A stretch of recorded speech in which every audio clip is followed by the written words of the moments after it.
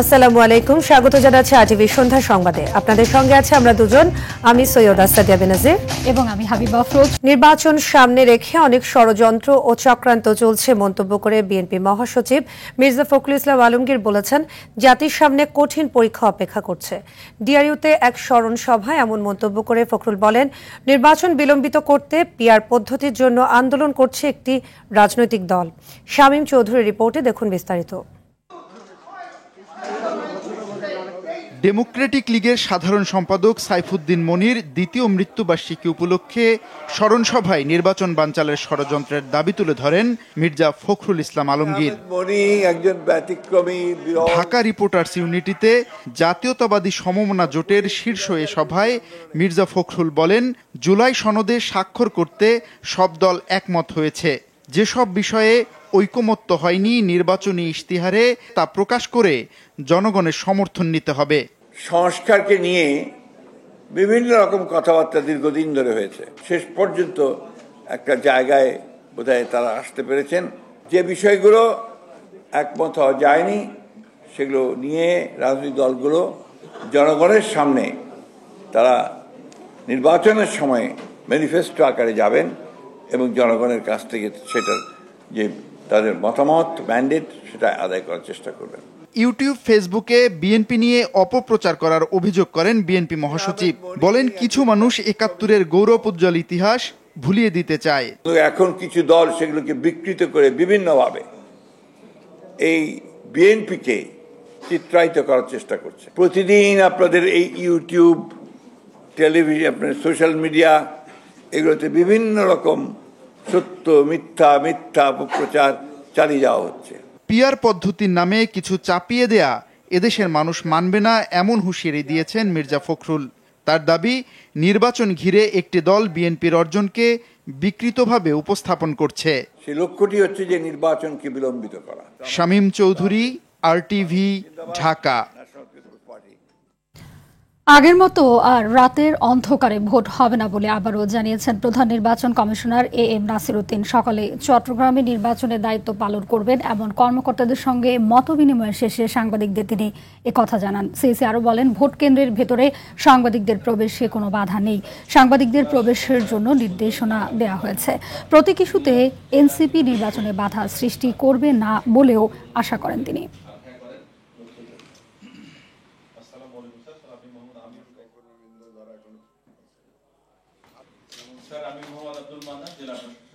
লুকানো কোনো নির্বাচন দিতে চাই না, রাতের অন্ধকারে ভোট আমরা চাই না। আমরা চাই যে পরিষ্কার পরিচ্ছন্ন সবার দৃষ্টিগোচর হয় এমন একটা ইলেকশন দিতে। আমি মনে করি না NCP will B A problem for transition two democracy. তারা একটা নিজেদেরকে গণতন্ত্রায়নের পথে বাধা হিসাবে আসবেন এমন আমি মনে করি। বিগত ৩টি জাতীয় নির্বাচনে দায়িত্ব পালনকারীদের আগামী নির্বাচনে কোনো দায়িত্বে রাখা হবে না বলে জানিয়েছেন স্বরাষ্ট্র উপদেষ্টা জাহাঙ্গীর আলম চৌধুরী। তিনি বলেন, সুষ্ঠু ভোট প্রক্রিয়ায় বিশৃঙ্খলার চেষ্টা করলে কঠোর ব্যবস্থা নেওয়া হবে। এছাড়া গ্রেপ্তারি পরোয়ানা জারি হওয়া সেনা কর্মকর্তাদের বিচার আইনি প্রক্রিয়ায় হবে বলেও জানান উপদেষ্টা। এদিকে জনপ্রশাসন মন্ত্রণালয়ের নবনিযুক্ত সিনিয়র সচিব এহসানুল হক বলেন, সুষ্ঠু পরিবেশ এবং সুরক্ষা পেলে নিরপেক্ষ নির্বাচন সম্ভব। বিস্তারিত জানাচ্ছেন বেলাল হোসেন। আসন্ন জাতীয় সংসদ নির্বাচন অবাধ, সুষ্ঠু ও নিরপেক্ষ করার লক্ষ্যে ৮০,০০০ সেনা সদস্য মোতায়েন থাকবে। পাশাপাশি আইন শৃঙ্খলা বাহিনী সহ নির্বাচন সংশ্লিষ্টদের জন্য থাকছে পর্যাপ্ত সংখ্যক বডি অন ক্যামেরার ব্যবস্থাও। আসন্ন জাতীয় সংসদ নির্বাচন সচিবালয়ে অনুষ্ঠিত আইন শৃঙ্খলা সংক্রান্ত কোর কমিটির বৈঠকে এসব বিষয়ে আলোচনা হয়। বৈঠক শেষে স্বরাষ্ট্র উপদেষ্টা বলেন, মাঠ পর্যায়ের কর্মকর্তাদের নিরপেক্ষভাবে কাজ করার নির্দেশ দেওয়া হয়েছে। জেলা প্রশাসক, পুলিশ সুপার, উপজেলা নির্বাহী অফিসার এবং ওসিদের নিরপেক্ষভাবে কাজ করার নির্দেশনা প্রদান করা। 2014, 18 এবং 24 সালে জাতীয় সংসদ নির্বাচনের দায়িত্ব পালনকারী ব্যক্তিদের আসন্ন নির্বাচন যথাসম্ভব তাদের দায়িত্ব থেকে অব্যাহতি দেওয়া। অভিযুক্ত সেনাবাহিনী সদস্যদের সেনাবাহিনীর হেফাজতে রেখে বিচার কার্য করার বিষয়ের প্রশ্নে স্বরাষ্ট্র উপদেষ্টা বলেন, বিচার যথাযথ আইনি প্রক্রিয়া অনুসরণ করে হবে। এটার ক্ষেত্রে আমরা আইনি যে প্রক্রিয়া ওইটা আমরা গ্রহণ করব। এদিকে জনপ্রশাসন মন্ত্রণালয়ের সিনিয়র সচিব হিসেবে এহসানুল হক দায়িত্ব নেওয়ার পর রোববার নিজ কার্যালয় এলে তাকে ফুলেল শুভেচ্ছা জানান সহকর্মীরা। এ সময় তিনি বলেন, নির্বাচনকালীন দায়িত্ব পালন চ্যালেঞ্জ, তবে মাঠ প্রশাসন নিরপেক্ষভাবে কাজ করবে। উপযুক্ত পরিবেশ এবং প্রোটেকশন পেলে আমার অফিসাররা একটা নিরপেক্ষ নির্বাচন করতে সমর্থ হবে। নির্বাচনকালীন দায়িত্বে যে সমস্ত কর্মকর্তা থাকবেন তারা যেন সকল বিতর্কের ঊর্ধ্বে থাকেন। প্রিজাইডিং অফিসার যদি ক্ষমতাবান থাকবেন, উনি ক্ষমতা যদি ব্যবহার না করেন তাইলেও তার বিচার হবে। নির্বাচনে দলীয় নির্দেশে কোনো কর্মকর্তা কাজ করবে না বলে জানান নতুন জনপ্রশাসন সচিব। সুষ্ঠু একটা নির্বাচন হবে। বিলাল হোসেন, RTV, ঢাকা। জুলাই সনদ স্বাক্ষর হবে জাতির জন্য ঐতিহাসিক মুহূর্ত। বিশ্বের অন্য কোনো দেশে এমন দলিল স্বাক্ষর হয়েছে কিনা সেটি জানা নেই। রাষ্ট্রীয় অতিথি ভবন যমুনায় নরওয়ে ও সুইডেনের তরুণ রাজনীতিবিদরা সাক্ষাৎ করতে এলে প্রধান উপদেষ্টা অধ্যাপক ডক্টর মোহাম্মদ ইউনূস এসব কথা বলেন। তিনি বলেন, ফ্যাসিজমের বিরুদ্ধে তরুণ নারীদের প্রতিরোধ জুলাইকে ঐতিহাসিক রূপ দিতে সহযোগিতা করেছে। বাংলাদেশ একটি গুরুত্বপূর্ণ পরিবর্তনের মধ্য দিয়ে যাচ্ছে মন্তব্য করে প্রধান উপদেষ্টা বলেন, এদেশের তরুণ সমাজের কাছ থেকে অনেক কিছু শেখার আছে।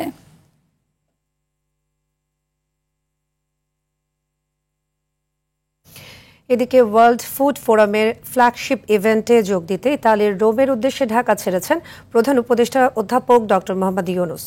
প্রধান উপদেষ্টা ও তার সফর সঙ্গীদের বহনকারী বাংলাদেশ বিমানের একটি ফ্লাইট বেলা 11:30টায় হজরত শাহজালাল আন্তর্জাতিক বিমানবন্দর ছেড়ে যায়।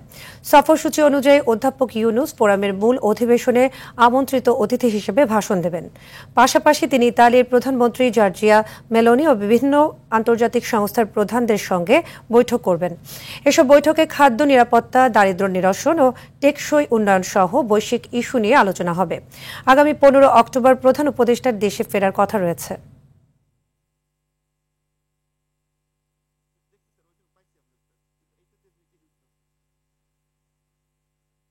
জুলাই গণঅভ্যুত্থান নিয়ে কাজ করলে রাজনৈতিক উদ্দেশ্য প্রণোদিত ভাবে একটি মহল বাজেট নিয়ে প্রশ্ন তুলছে, এমন অভিযোগ করেছেন স্থানীয় সরকার উপদেষ্টা আসিফ মাহমুদ সজীব ভুঁইয়া।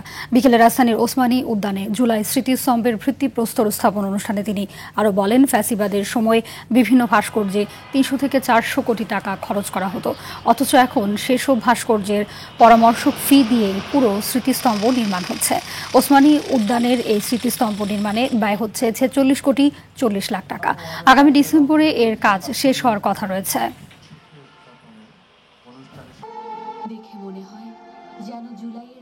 বিভিন্ন ক্ষেত্রে জুলাই গণঅভ্যুত্থান নিয়ে কাজ করতে গেলেই জুলাই গণঅভ্যুত্থান যে স্মৃতি জাদুঘর হচ্ছে কিংবা এর বাইরেও যে উদ্যোগগুলো গ্রহণ করা হয়েছে সেগুলোর বাজেট নিয়ে কিংবা কত অর্থ খরচ হচ্ছে এটা নিয়ে একটা মহল অনেক সময় প্রশ্ন তোলার চেষ্টা করে। এই বিষয়টা কোনোভাবেই জনগণের অর্থের প্রতি বা দায়বদ্ধতার জায়গা থেকে তারা বলে আমরা মনে করি না। আমরা মনে করি যে তারা এটা রাজনৈতিক উদ্দেশ্য প্রণোদিতভাবে এটা নিয়ে আলোচনা করে। আটক হলে গুমের মামলায় পরোয়ানাভুক্ত সেনা কর্মকর্তাদের আদালতে আনতে হবে বলে জানিয়েছেন আন্তর্জাতিক অপরাধ ট্রাইব্যুনালের চিফ প্রসিকিউটর তাজুল ইসলাম। শেখ হাসিনার মানবতাবিরোধী অপরাধের মামলায় প্রথম দিনের যুক্তিতর্ক উপস্থাপন শেষে ব্রিফিংয়ে তিনি কথা বলেন অপরাধীদের রক্ষা করার কোনো পায়তারাই সফল হবে না। GM মাহমুদ জানাচ্ছেন এর বিস্তারিত। জুলাই আগস্টের হত্যাযজ্ঞে মানবতা বিরোধী অপরাধের দায়ে ক্ষমতাচ্যুত প্রধানমন্ত্রী শেখ হাসিনার মামলায় বিচারের শেষ ধাপে যুক্তিতর্ক উপস্থাপন চলছে আন্তর্জাতিক অপরাধ ট্রাইব্যুনালে। রোববার ছিল এর প্রথম দিন। নিজেকে সকল আইনের ঊর্ধ্বে ভাবা, এই যে ব্যাপার ছিল সেই বিষয়গুলো তাকে একটা দানবে পরিণত করেছিল। যুক্তিতর্কের শুরুতেই আওয়ামী দুঃশাসনের বর্ণনা তুলে ধরেন চিফ প্রসিকিউটর। এতে উঠে আসে বিচার বিভাগ ধ্বংস, পিলখানা হত্যাকাণ্ড, গুম ও ক্রসফায়ার এবং গণতন্ত্র হত্যার মতো বিষয়গুলো। গত 15 বছরে প্রথমত ক্রসফায়ারের নামে বিচার বহির্ভূত যেভাবে হত্যাকাণ্ড ঘটানো হয়েছিল, বিভিন্ন টর্চারের ম্যাটেরিয়াল ব্যবহার করে গুমের সেন্টারগুলো থেকে মানুষকে টর্চার করা, সেখানে ঘূর্ণায়মান চেয়ার, ইলেকট্রিক শক, হাতুড়ি দিয়ে মাথায় আঘাত করে হত্যা করা, ইনজেকশন পুশ করে হত্যা করা, এই সরকারের বিভিন্ন এজেন্সিগুলোর মাধ্যমে তারা এই ধরনের অপকর্ম করেছে সরাসরি প্রধানমন্ত্রীর নির্দেশে, এবং এটাকে একটা কালচারে পরিণত করা হয়েছিল। সেই প্রেক্ষাপটগুলো আমরা বর্ণনা করেছি।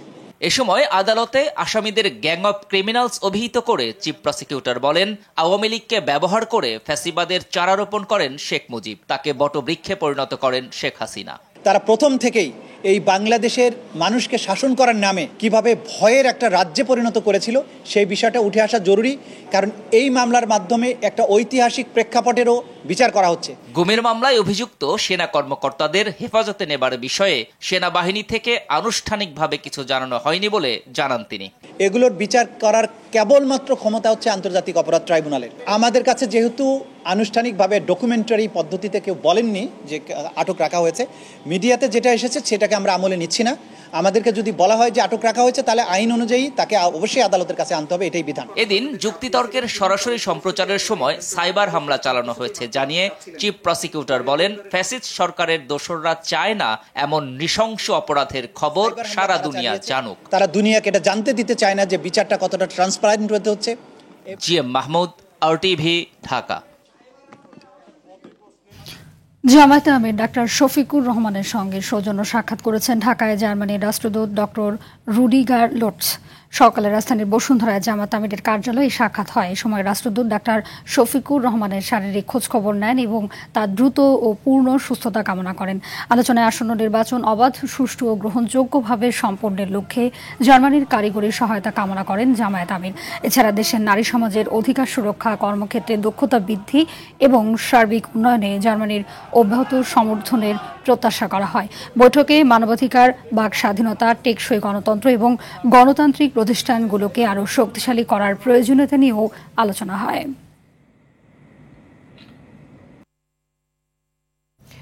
জাতীয় প্রেস ক্লাবের সামনে আন্দোলনরত এমপিওভুক্ত শিক্ষকদের সঙ্গে পুলিশের ধাওয়া পাল্টা ধাওয়া হয়েছে। পরে সাউন্ড গ্রেনেড, জলকামান ও লাঠি চার্জ করে তাদের সরিয়ে দেয় পুলিশ।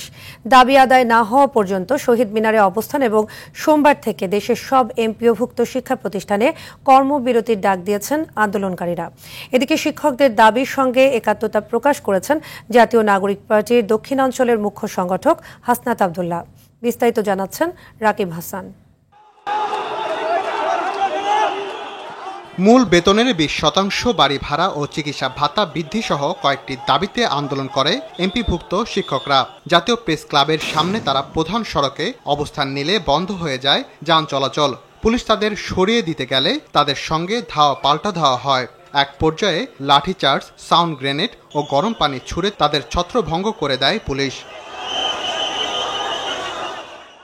আমরা আসার পরে আপনারা দেখেছেন যে আমরা 10 মিনিটের মতো সময় দিয়েছি তাদেরকে, যে তারা এখান থেকে যেন সরে চলে যায় শহীদ মিনারে। ওরা ওখানে দীর্ঘ 6 দিন অবস্থান করে করুক, কিন্তু তার আগে তো সরে নাই, বরঞ্চ উল্টোটা করছে। যখন আমরা যখন সরানোর চেষ্টা করছিলাম, আমাদের সাথে ধস্তাধস্তি করার চেষ্টা করছে, তখন আমরা কিন্তু তাদেরকে ডিসপাস করেছি। আন্দোলনকারীরা বলছেন তাদের দাবি যৌক্তিক হলেও মানছে না সরকার। শিক্ষা মন্ত্রণালয় থেকে আমাদের বলেছে 20% বাড়ি ভাড়া দেওয়ার সিদ্ধান্ত নীতিগত করেছেন, কিন্তু সেটা বাস্তবায়ন না করে উল্টো আমাদের 500 টাকার একটা প্রজ্ঞাপন জারি করে। আমরা ক্ষুব্ধ। যদি আজকে না হয় তাহলে হয়তো পরবর্তীতে আরো বড় কর্মসূচি অবস্থান কর্মসূচি এবং লাগাতার কর্মসূচি আসতে থাকবে। এদিকে কেন্দ্রীয় শহীদ মিনারে গিয়ে শিক্ষকদের দাবি প্রতি সমর্থন জানান জাতীয় নাগরিক পার্টির দক্ষিণাঞ্চলের মুখ্য সংগঠক হাসনাত আব্দুল্লাহ। অন্যদিকে শাহবাগে আন্দোলন করে এনটিআরসির 18তম শিক্ষক নিবন্ধন পরীক্ষায় সুপারিশ থেকে বাদ পড়া প্রার্থীরা। তাদের অভিযোগ, সরকারের পক্ষ থেকে গত মাসে 25 তারিখের মধ্যে দাবি মেনে নেওয়ার আশ্বাস দেওয়া হলেও তা বাস্তবায়ন করা হয়নি।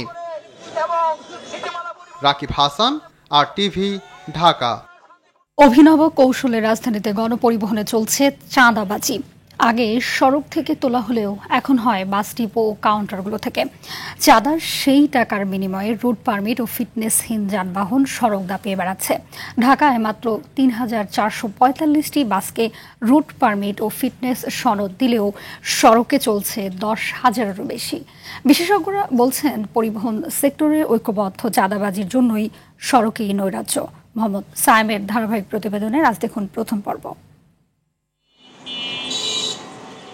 নন্দন পার্ক থেকে নারায়ণগঞ্জ চাষারা রুটে মৌমিতা পরিবহনের মাত্র 33টি বাসের ফিটনেস সনদ ও রুট পারমিট রয়েছে। অথচ এই পরিবহনের ব্যানারে সড়কে চলাচল করছে 80 থেকে 90টি বাস। আর এই বাসগুলো চলছে চাঁদার বিনিময়ে। দৈনিক আমাদের 700, 750, 800 টাকা এরকম খরচ আছে। কোম্পানির পরিবার যেহেতু চলতে হইলে এটা দিতে হবে রাস্তায়। দোহার মদনপুর রুটে আসমানি পরিবহনের একই অবস্থা। 50টি বাসের অনুমতি নিয়ে চলছে 69টি। এমন কৌশলে অবৈধভাবে যানবাহন চালাচ্ছেন বেশিরভাগ পরিবহনই। এসবের বিরুদ্ধে ব্যবস্থা নেওয়া ঠেকাতে মোটা অঙ্কের টাকা ব্যয় করেন বাস মালিকরা, যা তোলা হয় সব বাস থেকেই। মদনপুরে 650 টাকা চাঁদা নিচ্ছে, কাশপুরে 60 টাকা নিচ্ছে, স্টাফ কোয়ার্টার 100 টাকা নিচ্ছে, রামপুরা 40 টাকা নিচ্ছে, আবদুল্লাহপুর 40 টাকা নিচ্ছে, দৌড় মাঠ আছে সেখানে 200 টাকা নিচ্ছে। এসব বাসের বিরুদ্ধে নিয়মিত মামলা হচ্ছে বলে জানান ডিএমপির ট্রাফিক বিভাগ। তো চাইলেই আমরা সমস্ত বাস, বড় বড় লরি, আপনার কাভার্ড ভ্যান, এগুলোকে কিন্তু আমরা নিয়ে যে রাখবো, সেই পর্যাপ্ত পরিমাণ জায়গার সংকুলন না হওয়ার কারণে আমরা এদেরকে মামলা এবং জরিমানাটা বেশি করি। তবে বিআরটিএ চেয়ারম্যান জানান এসব অনিয়মের বিরুদ্ধে ব্যবস্থা নিচ্ছেন তারা। আমাদের এখানে রাস্তায় যে গাড়িগুলো চলে, কালো ধোঁয়া বের হয়, স্বাস্থ্য ঝুঁকি যেগুলো নিয়ে আসে, সেগুলো আমরা একটা ইন্টিগ্রেটেড এফোর্টের মাধ্যমে আমরা রাস্তা থেকে এই ধরনের যানবাহনগুলোকে ডাম্পিং করে সরিয়ে দিচ্ছি। বিশেষজ্ঞরা বলছেন পরিবহন খাতে এই অস্থিরতার জন্য দায়ী ঐক্যবদ্ধ চাঁদাবাজি। শুধুমাত্র মালিক শ্রমিক সংগঠনের নেতৃত্ব বা রাজনৈতিক নেতৃত্ব না, প্রশাসনের কিছু অসাধু কর্মকর্তা কর্মচারী আছে, তারাও কিন্তু যুক্ত হয়ে গেছে। তো সবার জন্য এটা একটা উইন উইন সিচুয়েশন হয়ে গেছে এবং কেউ চায় না আসলে এই আমাদের গণপরিবহনটা একটা শৃঙ্খলা আসুক, এটা কেউ চাচ্ছে না। যতদিন এই বিশৃঙ্খলা জিয়ে রাখা যাবে ততদিন এখান থেকে হাজার কোটি টাকার আসলে চাঁদাবাজি করা সম্ভব। গণপরিবহনকে চাঁদাবাজির ক্ষেত্র থেকে বের করে সেবা খাতে পরিণত করতে বাস রুট ফ্রাঞ্চাইজি পদ্ধতি নেয়ার বিকল্প নেই বলে জানান অধ্যাপক ডক্টর হাদিউজ্জামান। মোহাম্মদ সায়েম, RTV। ময়মনসিংহে এনসিপি নেতার সঙ্গে ইউনাইটেড বাস স্টাফদের দ্বন্দ্বের জেরে সকাল 6টা থেকে ঢাকা ময়মনসিংহ রুটের বাস চলাচল বন্ধ রয়েছে। এতে ভোগান্তিতে পড়েছেন কয়েক হাজার যাত্রী। বৈষম্য বিরোধী ছাত্র আন্দোলন ময়মনসিংহ জেলার সদস্য সচিব আলী হোসেন জানান, শুক্রবার বিকেলে গেজেটভুক্ত জুলাই যোদ্ধা আবু রায়হান মাসকান্দা বাস টার্মিনালে গেলে এক পরিবহন শ্রমিক জুলাই যোদ্ধা বলে তাকে কটূক্তি করেন। এ নিয়ে বাকবিতণ্ডা হয়। এক পর্যায়ে ঘটনাটি বৈষম্য বিরোধী ছাত্ররা জানতে পেরে আওয়ামী লীগ নেতা আমিনুল হক শামীমের মালিকানাধীন ইউনাইটেড পরিবহন সহ তার মালিকানাধীন সব বাস বন্ধের দাবি জানায়। প্রতিবাদে মোটর শ্রমিকরা ঢাকা রুটের সব বাস চলাচল বন্ধ ঘোষণা করে। বন্দর ব্যবস্থায় শৃঙ্খলা ফেরানোর পাশাপাশি রপ্তানি বৃদ্ধি করতে চট্টগ্রাম, নিউমরিং, পানগাঁও ও লালদিয়া বন্দর বিদেশি কোম্পানির হাতেই দিতে চায় সরকার, এমন কথা জানিয়েছেন নৌপরিবহন মন্ত্রণালয়ের সিনিয়র সচিব মোহাম্মদ ইউসুফ। রাজধানীতে অর্থনৈতিক বিষয়ক সাংবাদিকদের সংগঠন ERF আয়োজিত আলোচনায় বন্দরের স্বার্থে শুল্ক কমানোর তাগিদ দেন তিনি। জাহাজ নির্মাণ ও রপ্তানির আড়ালে টাকা পাচার যেন না হয় সে বিষয়ে সরকার সতর্ক রয়েছেন বলেও জানান নৌ সচিব।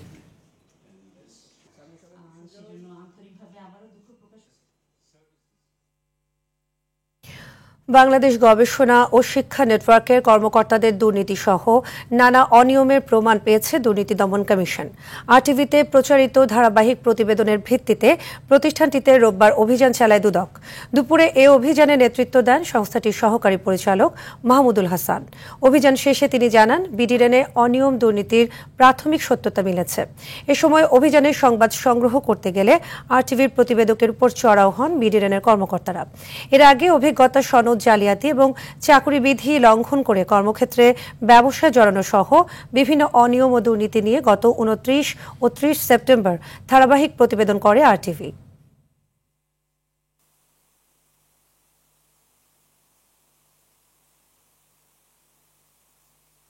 বিডিরেন এ ক্রয় নীতি, মানব সম্পদ ব্যবস্থাপনা এবং কার্যাদেশ প্রদানে অনিয়ম সহ নানাবিধ অভিযোগের প্রেক্ষিতে আজকে প্রধান কার্যালয় থেকে একটি এনফোর্সমেন্ট অভিযান পরিচালনা করার জন্য আমাদের একটি টিম নিয়োগ করা হয়। হ্যাঁ, আমরা এই সংক্রান্ত সংশ্লিষ্ট সকল তথ্য পেয়েছি এবং আমরা এর প্রতিবেদন আমাদের প্রতিবেদনে উল্লেখ করব। চট্টগ্রাম সমিতি কার্যালয়ে বহিরাগতদের দখল মুক্ত করতে প্রশাসনের হস্তক্ষেপ চেয়েছেন সমিতির নেতারা। দুপুরে ঢাকা রিপোর্টার্স মিলনায়তনে আয়োজিত সংবাদ সম্মেলনে এই আহ্বান জানান সমিতির জীবন সদস্য আরিফুদ্দিন ও প্রকৌশলী জয়নুল আবেদিন। তারা বলেন, চট্টগ্রাম সমিতি ঢাকার একটি অরাজনৈতিক এবং সামাজিক সংগঠন। দলমত, ধর্ম, বর্ণ নির্বিশেষে সমিতির সদস্য, কিন্তু সম্প্রতি একটি অসাধু চক্র অবৈধভাবে দখলেও রেখেছে বলে অভিযোগ করেন তারা। সংবাদ সম্মেলনে বেশ কিছু জীবন সদস্য উপস্থিত ছিলেন। ঢাকা সেন্ট্রাল ইউনিভার্সিটি খসড়া সংশোধন না করলে কঠোর আন্দোলন ঘোষণা দিয়েছে ঢাকা কলেজ ঐতিহ্য ও স্বকীয়তা সংরক্ষণ রক্ষা কমিটির আহ্বায়ক ঢাকা কলেজ ছাত্র সংসদের সাবেক ভিপি মীর শরফত আলী সপু। তিনি বলেন, হাইব্রিড পদ্ধতিতে নয়, 7 কলেজের স্বতন্ত্র রক্ষা করে সেন্ট্রাল ইউনিভার্সিটি হতে হবে। সকালে ঢাকা রিপোর্টার্স ইউনিটিতে এক সংবাদ সম্মেলনে একথা বলেন তিনি। বেসরকারি বিশ্ববিদ্যালয় বা ব্যক্তি স্বার্থ সংরক্ষণে এবং বাণিজ্যিক দৃষ্টিকোণ থেকে শিক্ষা সংকোচনমূলক কোনো সিদ্ধান্ত গ্রহণ করা হলে কঠোর আন্দোলনের ডাক দেওয়া হবে। এ সময় উদ্ভূত সমস্যা নিরসনে ঐতিহ্যবাহী 7 কলেজের স্বাতন্ত্র্য রক্ষায় 10 দফা প্রস্তাবনা দেন বক্তারা। অক্সফোর্ড, ফেডারেল বা অন্য কোনো মডেল অনুসরণে একটি নিয়ন্ত্রণকারী বিশ্ববিদ্যালয় ঢাকা সেন্ট্রাল বিশ্ববিদ্যালয় প্রতিষ্ঠা করা যেতে পারে, যেখানে ঢাকা কলেজ সহ প্রসিদ্ধ 7টি সরকারি কলেজ স্বমহিমায় স্বাতন্ত্র্য ও ঐতিহ্য বজায় রেখে প্রতিযোগিতামূলকভাবে শিক্ষা কার্যক্রম চালিয়ে যেতে পারে। কন্যা দিবস উপলক্ষে মহিলা বিষয়ক অধিদপ্তরের আয়োজনে আলোচনা সভা ও আলোকচিত্র প্রদর্শনী অনুষ্ঠিত হয়েছে। দুপুরে অধিদপ্তরের নিজস্ব ভবনে আলোকচিত্র প্রদর্শনীতে মহিলা ও শিশু বিষয়ক মন্ত্রণালয়ের সিনিয়র সচিব মিসেস মমতাজ আহমেদ বলেন, বাল্যবিবাহ এখনও একটি বড় চ্যালেঞ্জ, যা মেয়েদের শৈশব কেড়ে নেয়, তাদের শিক্ষা বন্ধ করে দেয় এবং অল্প বয়সে গর্ভধারণের ঝুঁকি তৈরি করে, যা জাতীয় উন্নয়নকে বাধাগ্রস্ত করছে। বাল্যবিবাহ বন্ধ দেশব্যাপী দ্রুত পদক্ষেপ নেওয়ার কথাও জানান তিনি। বর্ণাঢ্য আয়োজনের মধ্য দিয়ে 40 বছর পূর্তি উদযাপন করেছে ইফাদ গ্রুপ। শনিবার ধামরায়ে অবস্থিত ইফাদ অটোস ফ্যাক্টরিতে তাদের 40 বছর পূর্তি উদযাপন করে। অনুষ্ঠানে ইফাদের 4 দশকের অগ্রযাত্রার গল্প তুলে ধরেন প্রতিষ্ঠানটির চেয়ারম্যান ইফতেখার আহমেদ টিপু। বলেন, এ দীর্ঘ যাত্রা শুধু ব্যবসার নয়, বরং দেশের উন্নয়ন, কর্মসংস্থান সৃষ্টি এবং মানুষের অগ্রগতির গল্প। আগামী দিনগুলোতে ইফাদ আরও শক্তিশালীভাবে শিল্প, কর্মসংস্থান ও সামাজিক কল্যাণের মাধ্যমে এগিয়ে যাবে বলেও আশা ব্যক্ত করেন চেয়ারম্যান। অনুষ্ঠানে ইফাদের সহযোদ্ধাদের নিষ্ঠা ও অবদানের স্বীকৃতিস্বরূপ সম্মাননা স্মারক লং সার্ভিস অ্যাওয়ার্ড প্রদান করা হয়।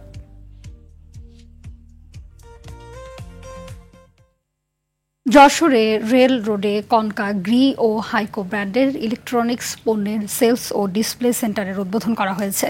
অনুষ্ঠানে ইলেকট্রনিক্স ও হোম অ্যাপ্লায়েন্স ব্র্যান্ডের বাজারজাতকরণ ইলেকট্রো মার্টের ডিএমডি মোহাম্মদ নুরুজ্জাপা বাবু ফিতে কেটে এই শাখার উদ্বোধন করেন। এ সময় প্রতিষ্ঠানের সেলস ও মার্কেটিং শাখার GM Mahmudun Nabi Chowdhury, national sales manager Zulhaq Hossain সহ শহরের গণ্যমান্য ব্যক্তিরা উপস্থিত ছিলেন।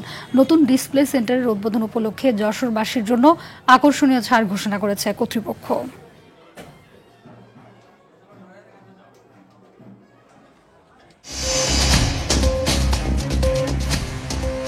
সন্ধ্যার সংবাদে পর্যন্তই। রাতের সংবাদ 11:15 দেখার আমন্ত্রণ রইল। ধন্যবাদ সবাইকে। ধন্যবাদ।